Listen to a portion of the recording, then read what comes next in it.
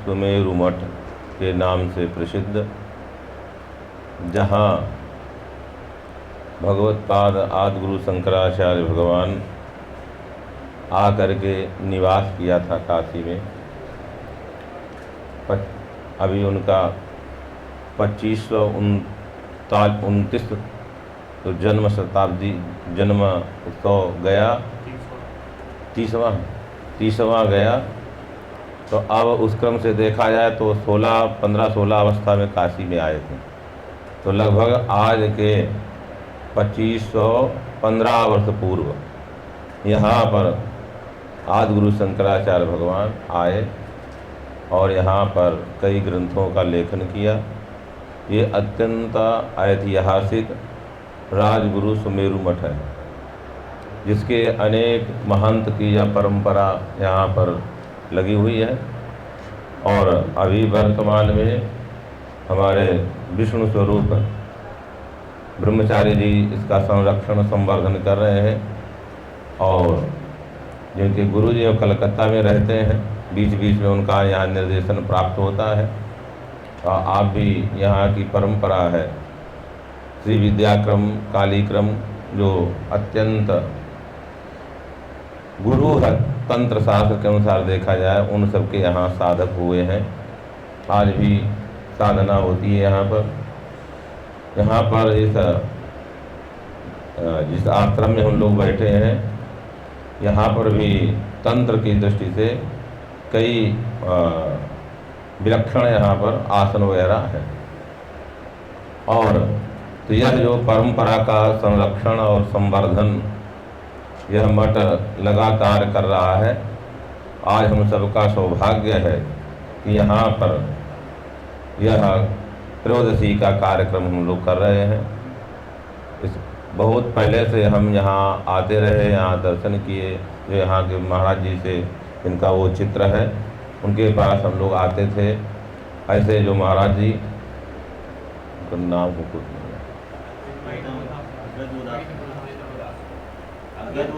हाँ, अद्वैत बोध आश्रम स्वामी जी।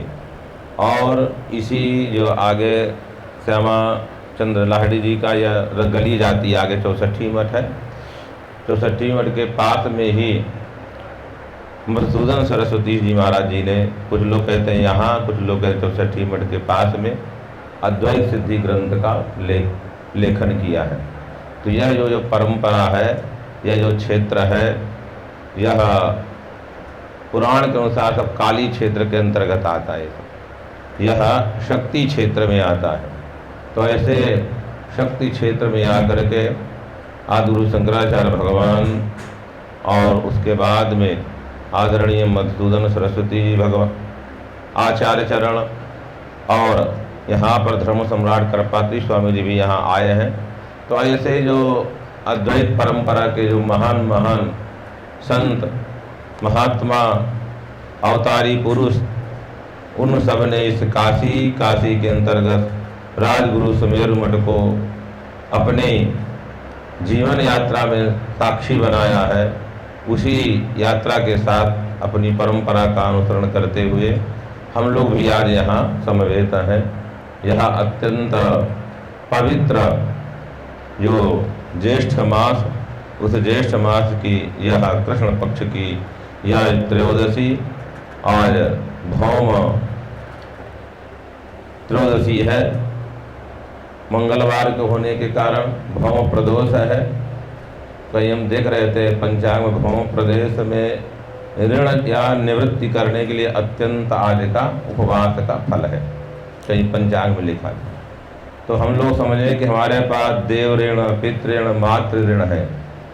जब तक, क्योंकि जो द्विजाति होता है ऋणवान ही उत्पन्न होता है, तो उसमें 3 ऋण होते हैं। उन 3 ऋणों में देव ऋण की निवृत्ति याग आदि के माध्यम से होती है। ऋषि ऋण की निवृत्ति वेद पठन से होती है। मातृ अर्थात पितृ ऋण की जो निवृत्ति है, उसके लिए आचार्यों ने संतान उत्पत्ति के कारण। अब कभी कभी बहुत लोगों को भ्रम होगा जो विवाह नहीं किए, ब्रह्मचारी हैं, तो उनको कैसे पितृऋण से निवृत्ति होगी। तो धर्मशास्त्र, पुराण, इतिहास, उपनिषद सब जगह यही लिखा है कि जो विवाह जो करता है उस विवाह वाले को संतान अवश्य होना चाहिए। यह जो पितृ ऋण है जो विवाहित व्यक्ति उसी के लिए है।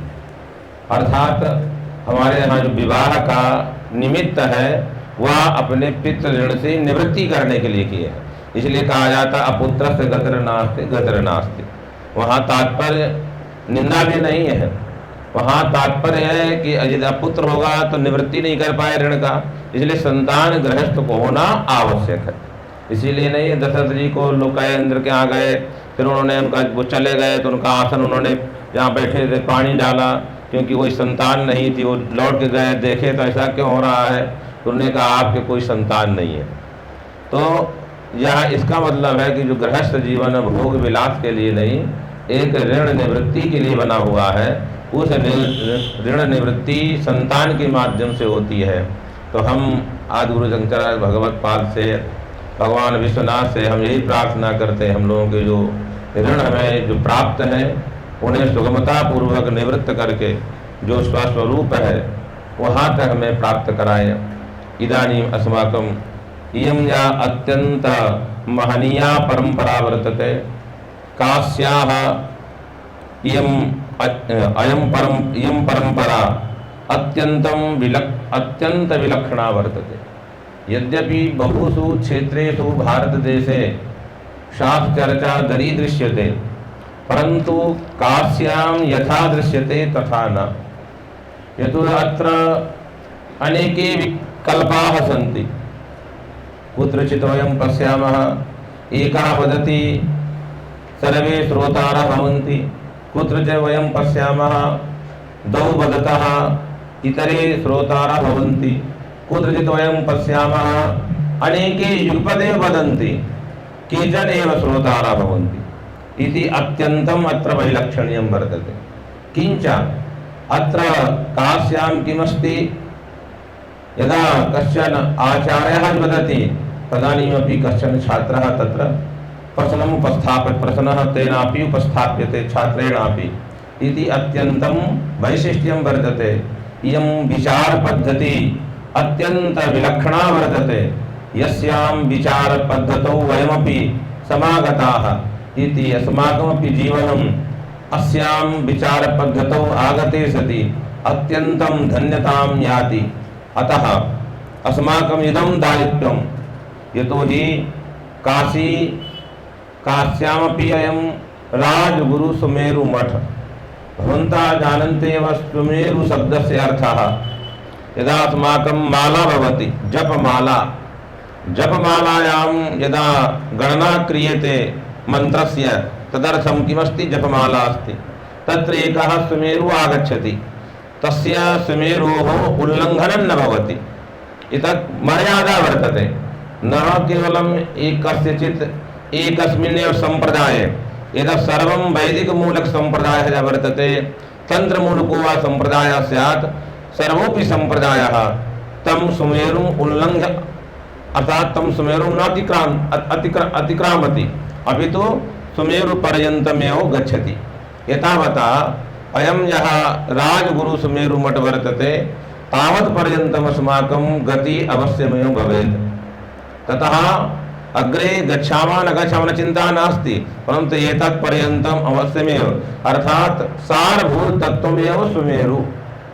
अतएव सुमेरु पर्वतस्यैव किं परिक्रमां करोति सूर्यः अपि एवमागच्छति। अतः एतावता किमागतं सुमेरोः अत्यन्तं महत्त्वम् अस्माकं जीवने वर्तते। एवञ्च तन्त्रशास्त्रेऽपि सुमेरु इत्यस्य बहु महात्म्यं दरीदृश्यते। अतः अस्मिन् राजगुरु सुमेरु मठे इयम् अस्माकं त्रयोदशी सभा आयोजिता वर्तते। अस्याम् आयोजितायां सभायां समेऽपि अस्माकम् आगताः विद्वांसः एतेषां समेषां वयम् अभिनन्दनं कुर्मः। इदानीम् अस्य कार्यक्रमस्य निर्विघ्नता संसिद्ध्यर्थं तथा च अस्माकं या इयम् अत्यन्त वैदिकी परंपरा तस्याः परंपरायाः संरक्षणाय यद्यपि बहुत्र दृश्यते महान शास्त्रार्था वर्तते मंगलं कर्तव्यं न कर्तव्यं जन्मांतरीयं वा किंचित किंचित किंचित वयं कल्पयामः। अकृते भी मंगले बहुत्र समाप्ति दृश्यते, बहु विचारादिकमस्ति, परंतु अस्माकं इयं सनातनी परंपराया वर्तते। तस्यां परंपरायां मंगलस्य अत्यन्तं वैशिष्ट्यं वर्तते। मंगलं मन्तरा किमपि कश्चन कर्तुं न प्रभवति इति अस्माकम् इयं सनातनी परंपरा। अतः वैदिकी इयं परंपरा, अस्यां वैदिकी परंपरायां वयं सर्वेपि आगतः। अतः इदानीं वैदिकं मंगलाचरण आचर्तुम् अहं निवेदयामि अवधेश कुमार शुक्ल महोदयं